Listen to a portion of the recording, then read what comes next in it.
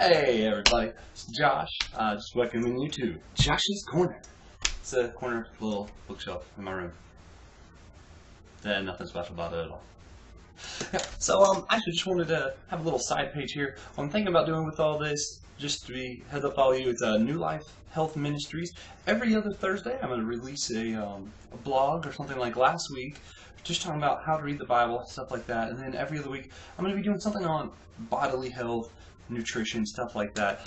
Going through the Bible, seeing what it says, stuff like that, and later things. Right now, I just wanted to present to you the Emoji diet, something that I've been on for a while now. I've lost 25 pounds, got a lot more energy, a lot happier, less sleep, all that good stuff.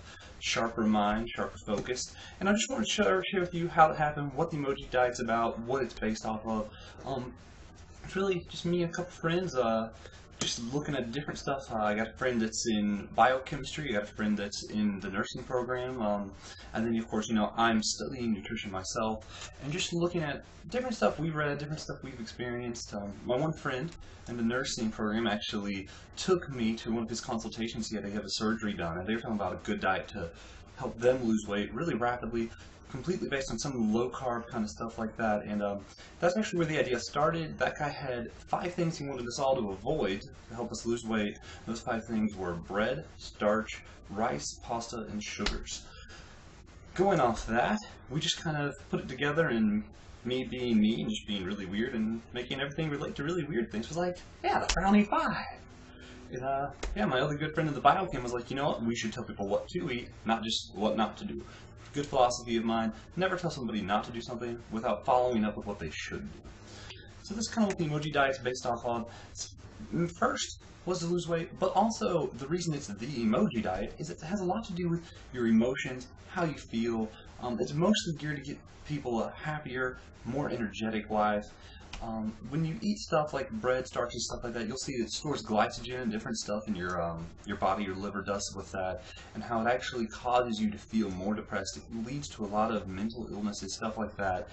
And we got some minute stuff you're going to look at throughout just this diet, just a really short thing.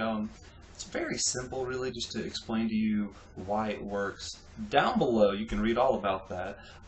In the upcoming weeks, we're going to be talking more specifically, dealing with diets that gear towards depression, dealing with diets that gear toward giving you more energy, diets that gear toward losing weight, bulking up for those of you like to go to the gym, work out, stuff like that. And we'll really be just going week by week, doing different stuff. Some of the different books that we're going to talk about that actually inspired some of the Emoji diet, I just want to present real quickly to y'all so you know what we're talking about when we reference it later, or if I do a whole thing on one of these as a review, you'll know what I'm talking about then too. First, this book here, it's called Genocide. It's written by James E. Carlson, and the subtitle says, How Your Doctor's Dietary Ignorance Will Kill You. What a lot of us don't realize is that doctors specify in medicine. They don't really specify in nutrition.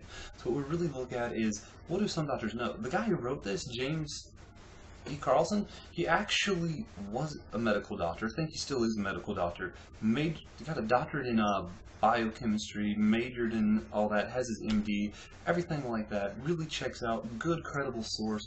And when you read through, he really explains how all this stuff works in a very fascinating way. And his is geared towards a low-carb diet. The Emoji diet isn't technically low-carb. It does have fruits and stuff on there. It's more of a guide than it is an actual diet with the Emoji. So you really got to watch that. If you are on a low-carb, still got to avoid doing too much fruits and stuff because you'll still increase your carb level and won't really lose weight that way. But the Emoji diet is completely focused on weight. Again, it's more geared towards your energy level, your attitude. So it's a good guideline, but if you want to lose weight, you got to do a little bit more. And reading books like Genocide actually provide you with good information on how to do that. Another book I've used some from is Whole, and it's by Dr. Campbell.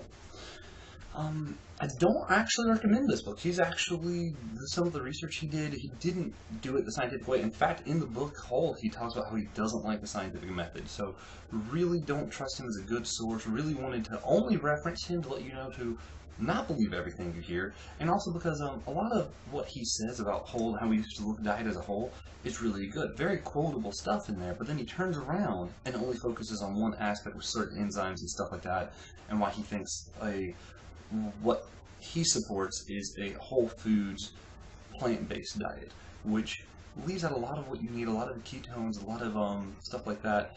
What Dr. Carlson actually says, he talks about how eating cholesterol prevents you from creating cholesterol. Same thing with fat and stuff like that. Campbell kind of misses a lot of those points because he's just overlooking it, really narrowing his focus down, which is really ironic because he talks about looking at the whole, but he really has a very narrow view if you read into some of what he says. Part of why I'm also using that book is to show you some of what they do to mess up the scientific methods, because later I want to talk about why jewthicine isn't actually necessarily healthy for you. Plant-based diets aren't necessarily good for you. So those are just some of the books we're really going to be looking into as we go along. I obviously have a lot of other stuff, some biochem textbooks, stuff like that. Maybe you can get some of my other friends on here that are studying this, kind of show you what they know, what they've seen. But really, I just really wanted to push physical health on it right now, as well as we're going to get back to mind and soul next week. But right now, think about your body. It is the temple of God, the Bible says. And along with that, if you're going to have a new life, why not make it a healthy life? Why not make it a life where you can be sharp, where you can be energetic, where you can feel better? In order to do that, I really wanted to push this emoji diet, so you can kind of start here. Great guideline down below. And from there, we'll go and we'll talk more week to week, and hopefully you can build a good personal diet for yourself. Till next week, adios.